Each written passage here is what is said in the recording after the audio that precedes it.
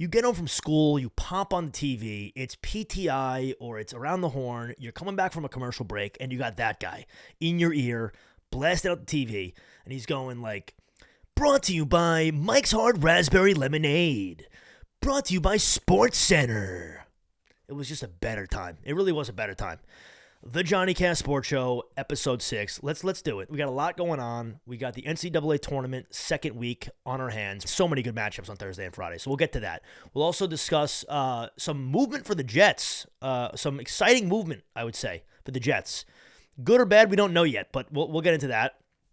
But I wanted to start today's podcast off with really, what just transpired the last couple of days is the culmination of the best tournament in the history of modern sports, the history of professional sports, whether it be, again, the Olympics, the World Cup, any American professional leagues playoffs, it doesn't matter.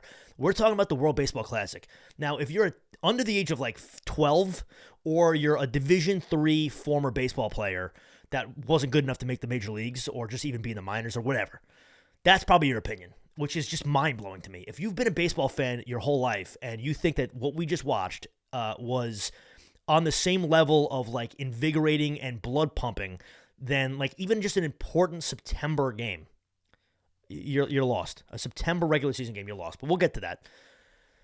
I want to admit I was wrong. I do. I watched a couple of the games. I watched the semifinals, both USA as well as Mexico, Japan, and then I watched the finals yesterday, the championship. And first of all, I'm so happy Japan knocked off Mexico in that comeback win. And yeah, the stadium's electric. They got the foreign fans in Miami. Everyone's shouting, screaming. It's awesome. If I would have had to have seen Verdugo with the chains and just, a Rosarena, which, like, God knows, why are you on the team, bro? Seeing him showboat after robbing the home run, which, like, yeah, he robbed it, but, like, come on now. Thank God.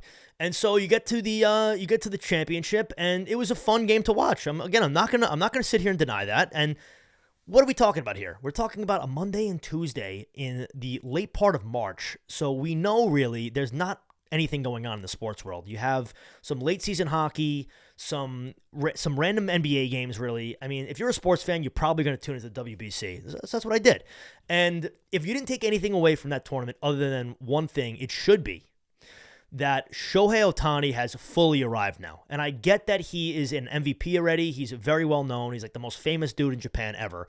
But if you're like a kind of a casual sports fan, or if you are an East Coast-based baseball fan, you don't see this guy play much. You really don't. Whether it's because he's not playing in big games because he's in Anaheim, they're not putting them on prime time, which they should on, like, for example, like Sunday Night Baseball.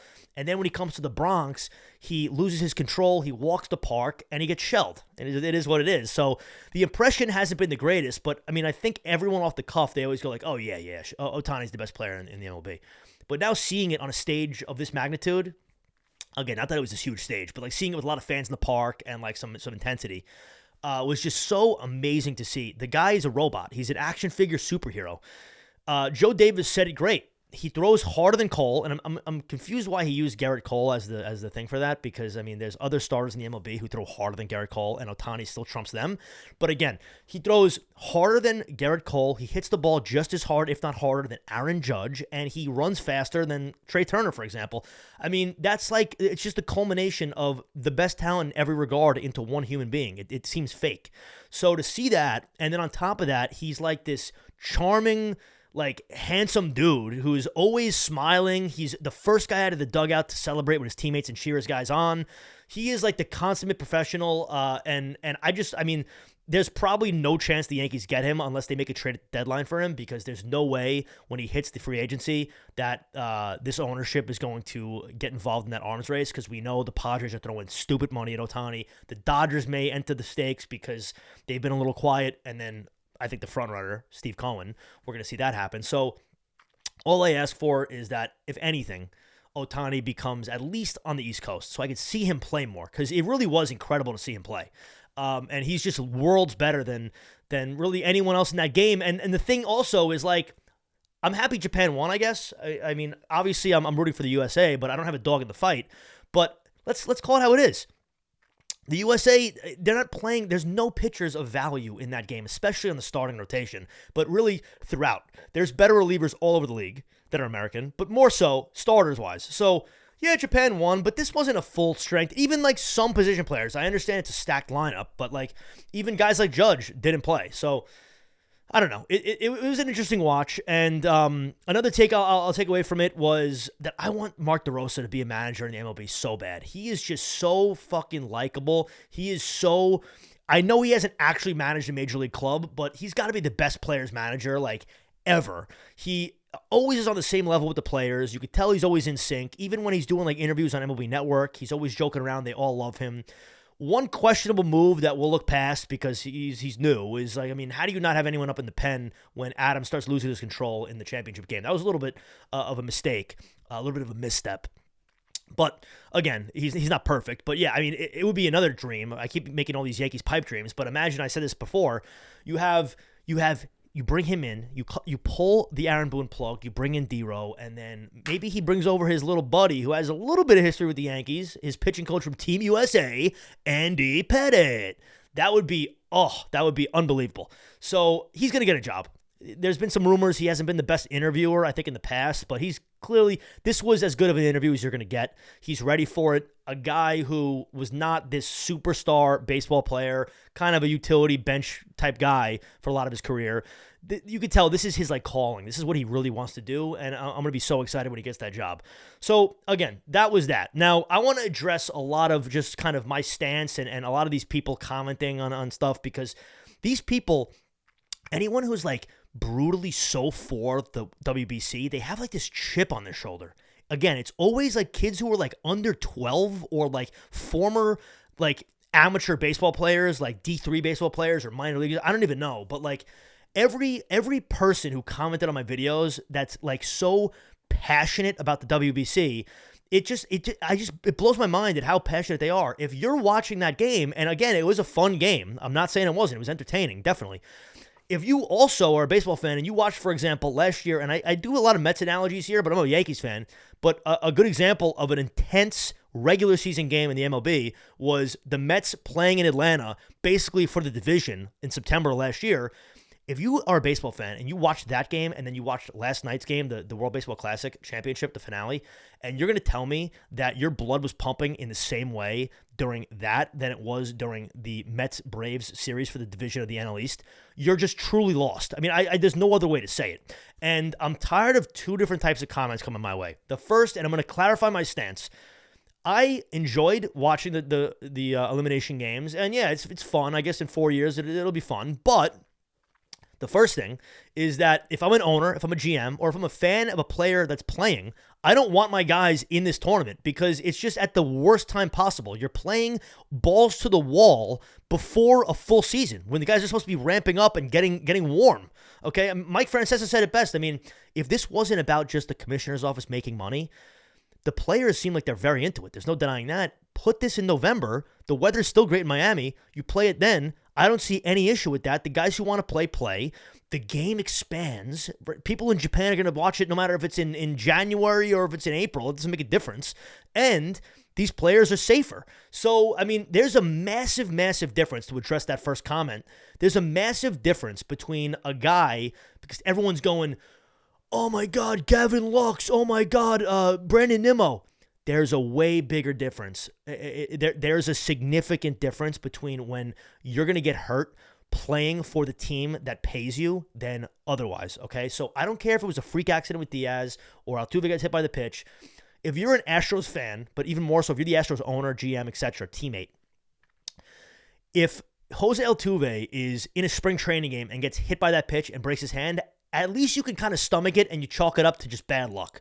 When he's doing something outwardly that has nothing to do with the franchise that's paying him, that leaves a bad taste in your mouth. It just does. If Mariano Rivera breaks his shit shagging fly balls prior to a game to warm up, you can kind of stomach that. But again, when Edwin Diaz is celebrating for a team that doesn't pay him, that realistically, again, is meaningless, it's an exhibition, that's when there's an issue. And I think most rational people agree with that. It's just these lunatics in the comments who are like somehow they're obsessed with this agenda about the WBC. And the second comment that I get all the time is, what are you talking about? No one cares. The ratings in Japan are 95% of households. Here's the situation. And I know everyone wants to grow the game. That's another thing. Why are you worried about growing the game? But the thing is, okay, I'm not from Japan. Why should I care? This isn't like an offensive thing. Why should I care if there's a lot of people in Japan watching this? I live in America. The MLB is an American-based league. That has no bearing on my fandom or my viewership or my experience as a baseball viewer. So what does that mean about anything? It doesn't. And if you're one of these fans who keeps talking about the game expanding and growing and you're an American fan, really, first of all, why do you even care? Second of all is, guess what? You're not making a dime off this. So the reason why it's being done now and the way it's being done in this fashion is because the commissioner's office wants to make money. If you don't think that, you're just unfortunately naive. I mean, really, you could have this tournament at any time, like I said, and it would be a go, but they won't do it because of the ratings, because there's no other sports on during this time, okay? So Salicata said it on The Fan, and I agree with him 1,000,000%. Why, as an American, as a New York Yankees fan from Long Island, for example, or a Arizona Diamondbacks fan from the West Coast, why do you care that there's 95% of households in Japan watching this? They're going to watch it anyway. To make it seem like this game has that much importance because there's that many viewers watching is just asinine. And I mean, you got the people again with the chip on their shoulder. They're going to keep, without hearing any other opinions, this is the best tournament in the history of sports, comparing it to the World Cup, comparing it to the Olympics. I had a comment, I'm not even kidding around, say that the Trout-Ohtani at bat was not only the best moment in recent sports history, but that it's the same thing as when Messi played Mbappe in the World Cup final, and then obviously since they can't play each other during the regular season, get to link up and play together after it's all said and done. It's nothing like that. This is a exhibition tournament versus the biggest stage championship in the world for the sport, which is the biggest sport in the world. It's nothing like that. They have to be paying these players some type of compensation for the statements that have been made by them, and I understand these players like this tournament a lot. They really enjoy playing in it, and that's great. But for Paul Goldschmidt to say that the best moment in his career as a professional baseball player was a first inning 2-run home run in an exhibition game off of a borderline major leaguer is just almost diminishing the importance and the value of baseball as it is, okay? When an MVP of the league says that his favorite sports moment in his life is hitting a go-ahead in the first inning home run against a borderline major leaguer in an exhibition game, something's off. And let's wrap up the World Baseball Classic talk with this. The Mike Trout situation just annoys me. It always has, it always will. Let me preface it with this. Mike Trout, undoubtedly one of the best baseball talents, not only of this generation, but probably ever. The last 10 years, what he's done, aside from getting injured a little bit too much for my liking, has been nothing short of incredible. It really has been. I'm not saying he's not incredible. I'm not giving him his flowers, none of that. But he's always, not rubbed me the wrong way, but he's always just never moved the needle for me. He has, obviously we know, he has no charisma, no personality. Him getting buried in Anaheim, I mean, we knew he could have left. We know that. Everyone, including the writers, bitches about how he's never seen, he never gets to play meaningful at-bats. That was his choice, okay? You're the best player in the sport, and you didn't rise up. Every team in the league would have given him a blank check, including the Philadelphia Phillies, which we know, his hometown, he loves Philly sports. He chose to stay irrelevant in Anaheim. That annoys me. When he comes to New York, I know, like, numbers-wise, splits-wise, he's done well, but it just seems, I mean, a lot of times he's, like, hurt when he comes to the Bronx. It just, a lot of his stuff just annoys me, and it all culminates, again, with him claiming that the World Baseball Classic Championship of this year, yesterday, was the biggest game of his career. The biggest game of your career, Mike Trout, you're the best player in the last X amount of years in the MLB, is a game that not many Americans watched on FS1. Give me a break, dude. I mean, the biggest game of your life is an exhibition game where you go 1 for 5 and you K twice in 2 of the biggest at-bats of the game, including one against your teammate Ohtani, who made you look foolish. And again, none of this would really annoy me. Besides, you have these fans who are just so blindly, like, over the top positive. Listen, I'm all for being positive. I'm happy the game's expanding. I think the World Baseball Classic was enjoyable to watch, but I'm seeing so many comments. Like, there was one comment in particular, and I don't know if I'm going to get the order correct, but literally the comment was W Ohtani, W Trout, W WBC, W Baseball, W World. I mean, really, was it? Was that a W for Mike Trout? He looked foolish in probably the most watched at-bat he's had in a while because he doesn't play ever when anyone watches. You're going to tell me that was a W for Mike Trout? Come on. That's just annoying. That's just annoying to me. All right, so enough of the World Baseball Classic. Hopefully the next time I discuss it is in 2027 when I'm getting paid to do it. But until then, we shall see. Now, we got the tournament on Thursday, which is tomorrow. We got the NCAA Tournament Sweet 16, baby, at the Garden, and I'm excited. Great slate of games. Phenomenal slate of games. Sexy slate of games, all right? Sexy slate of games. Now, let's get right into it. You got the first game, Michigan State, Kansas State. I was shocked to see Michigan State opens up at a 2-point favorite. Shocked. We understand that the seeding is a little wonky, so you can't really take that into account when you think about spreads. But, and also, let me also say this. I mean, when you're picking a tournament team, and this has always been the formula, we know this, great coaching and good point guard, strong point guard, reliable point guard, and Michigan State has both, and especially when you talk about coaching, Tom Izzo is Tom Izzo. I mean, if this wasn't Kansas State that they were playing, I would, without a doubt, not be in any type of like confusion why they were a 2-point favorite. But the issue is that they're playing Kansas State, who is just too likable. They're just too likable. I mean, bottom line, you got Keontae Johnson, which I wasn't even aware, dropped basically dead on the floor at Florida a few years ago, comes back, instead of taking the $5 million insurance policy, decides to start playing again. Kansas State takes him, boom, and guess what? He's dropping dagger threes in big moments in the NCAA tournament already. That's awesome. Then you got the coach. I don't even know his name. He's dancing to Lil Baby in the locker room like a dad. He's doing this like slow robot type dance, okay? Awesome. He's calling everybody dude. He's saying we had more dudes than than Kentucky. I mean, unbelievable stuff. And then lastly, the icing on the cake, we know that, is Noel, who is a 5'8" Steve Nash and Pete Maravich reincarnated. I mean, or however you say that. On top of that, he is just, I mean, he's dropping these threes that are hitting the rafters. The arc on these jumpers is insane.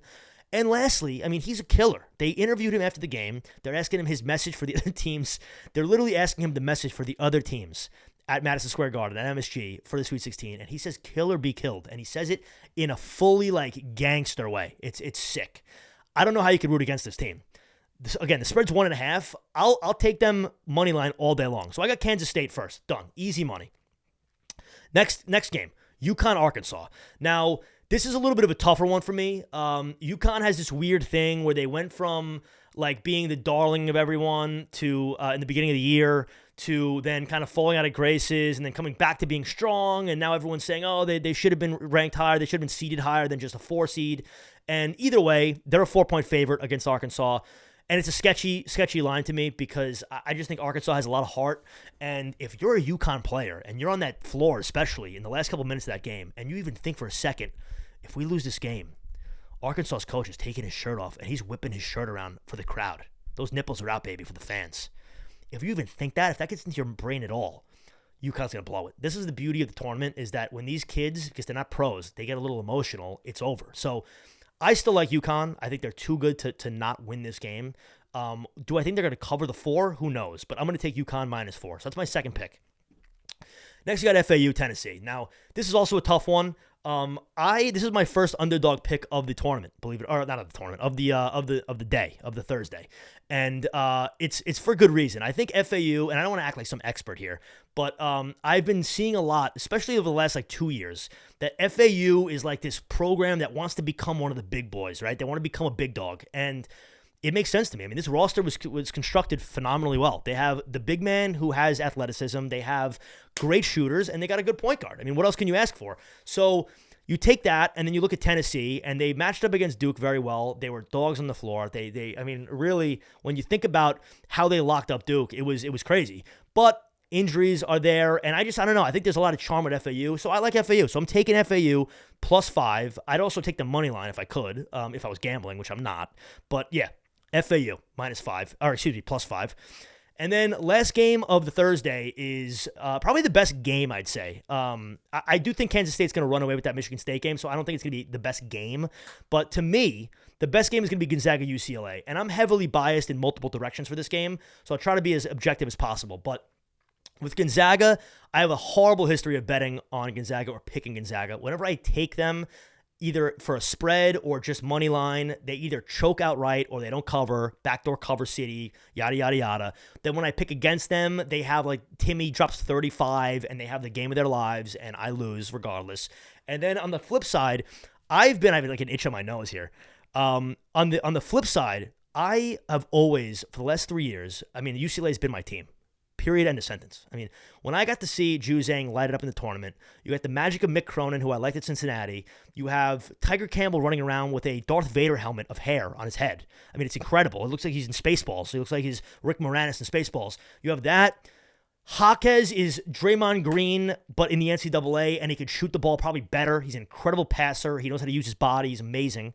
And so, yeah, I mean, I love that team. Then I was so excited. It was a shame when they lost 2 years ago. Juzang returns and just lets everybody down. I don't know what happened. He was going to be a lottery pick, and he just brutal. Last year was a huge letdown. But you saw some other players, some other pieces that could have did some good stuff. And then this year, I kind of not wrote them off, but I wasn't thinking too much of them because Juzang leaves. He was my guy. And so I didn't think much. In fact, I actually have Gonzaga in my Final Four, and I picked Gonzaga over UCLA. But for this one, again, UCLA is a small favorite. They're a slight favorite at 1.5.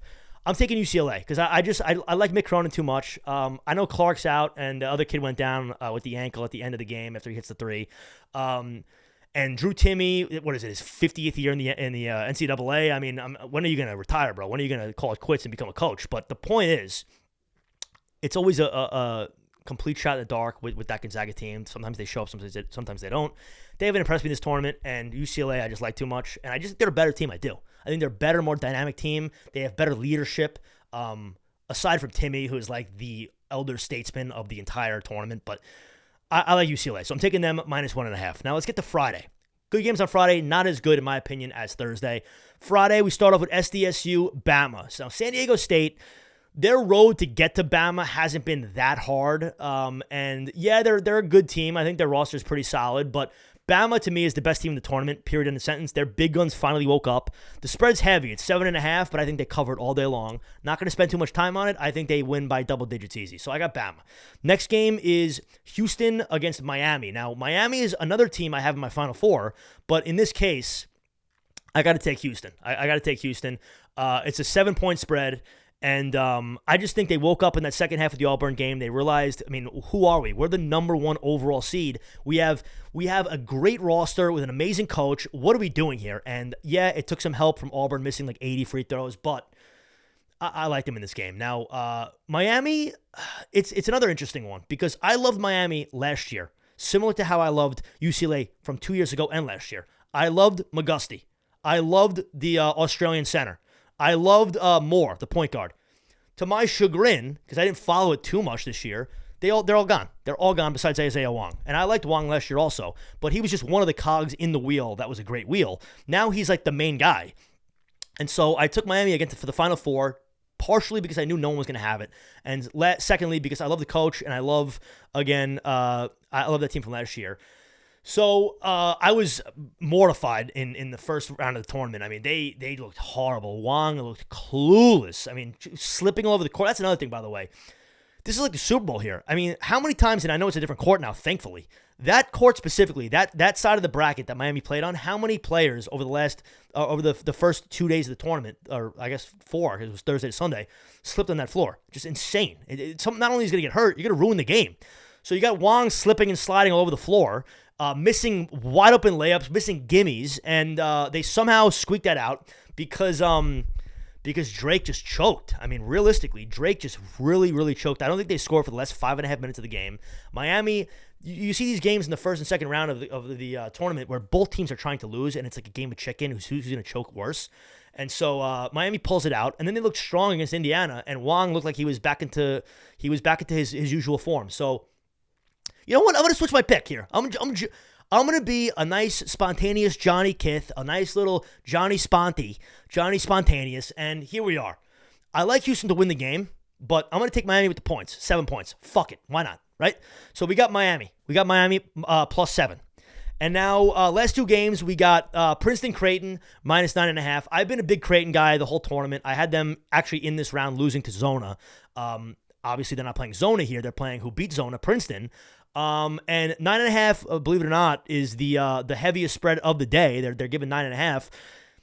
It's a tough one because Princeton's just a wild card, right? And it's funny. Mike Francesa said this, and I agree with him 100%. When you're a 15 seed and you're a nameless kind of small program, it's fun. You're the darling of the tournament. It's exciting. But when you're Princeton, you already have an identity. Everyone in the world knows who you are. You're Princeton. So it's not as fun rooting for Princeton. It's just not. And so they've got a bunch of guys who could shoot. do I think they're going to cover or not? I don't know, but do I think they're going to win? No. So I'll just take Creighton because I do like them. They have a strong team. And that man over there, McDermott, he knows how to coach some boys. So as I make my computer go back alive, give me a second.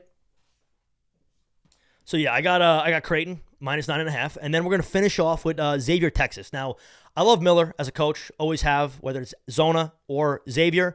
They scared me in the first round a little bit, but overcame it. Obviously, they won late, which was just a complete choke from Kennesaw State. I think it was Kennesaw State, and so there's that. And then you got Texas, who is riding the momentum of Beard having a full meltdown, obviously getting fired for the domestic issues, and this new coach they seem to like a lot. They looked strong against Penn State. I wasn't too impressed if Dessou had anyone over like 6'7" to guard him. He wouldn't have been shooting over them like they were like a high school player, and so he wouldn't have went like 18 for 20 or whatever he did and have like 30 points, whatever the line was. But Timmy Allen, I always liked from last year. He's a strong guy, great defender. He looks a little bit to me like Jason Tatum for some reason. Obviously, their games are fully different, but he just reminds me of Tatum. I don't know why. And he's got the twin. I don't know if he's still on the team or not, but I didn't see him. But, yeah, it's a tough one. I'm going to take Xavier +4 because I like the coach, because I like Miller. I like Shawnee. So that's that. We got all those games knocked out. My favorite games I'm looking forward to is Gonzaga, UCLA. I just can't wait to watch Kansas State play as well. And then on the Friday, I guess Miami, Houston, because I think if Miami does upset Houston, I'm really in the running for my bracket, especially with Gonzaga beating UCLA. But, I mean, again, who knows? So there's that. Now, also, my friend Luke, who always gets upset when I don't shout his name out. So here you go, Luke. We're shouting you out here. He does a Survivor pool, which I got to get involved with. Now, I know I don't gamble, and this is kind of like a gray area here, but he does a Survivor pool I didn't even know existed for the tournament, and I don't know how it works in the first couple rounds because you got to pick more than one team. But for the Sweet 16 and the Elite 8, you just pick one game a day, which is sick. So for Thursday, he was asking me, who do I pick? Who do I pick? Who do I pick? And so it's I mean, for me, there's two picks that are kind of no-brainers.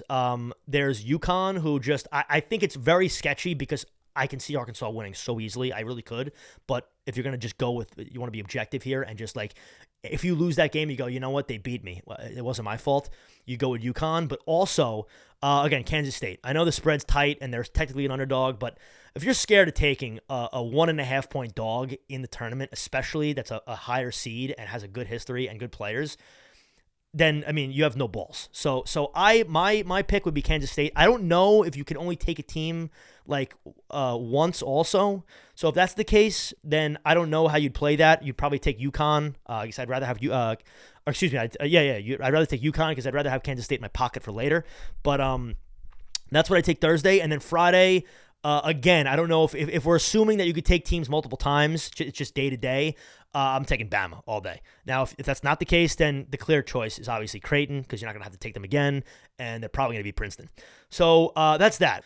All right, we'll end this podcast off quickly with the NFL. The Jets made 2 moves today. They get McCole Hardman, which, yeah, it's nice, I guess. I mean, he's nothing crazy, but he's a speedster, and hopefully he'll help special teams as well. And then on top of that, they trade away Elijah Moore, which I was shocked about off the bat. I mean, was I like very sad? No, but at the same time, I thought this guy was going to have a good season with Aaron Rodgers under center. He's kind of, last year he had some emotional issues. He had some attitude problems, and he fixed them. He straightened them out.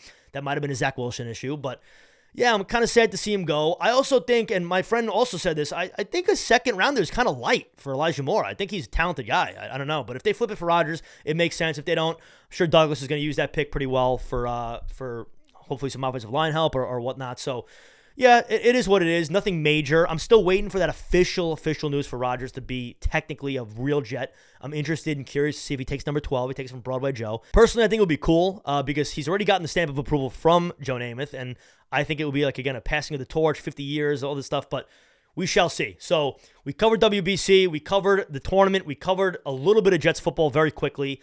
Nothing really to speak on with the Yankees. They optioned Dominguez. I think I spoke about that. And Volpe seems like he's going to make the team, which is exciting. Hicks is still a clown. Donaldson should be a retired man playing golf in Florida somewhere in the Panhandle area. He's not cool enough. He's not classy enough to be in the lower part, but like West Palm or anything like that. But yeah, so that's that. Let's sign off, baby.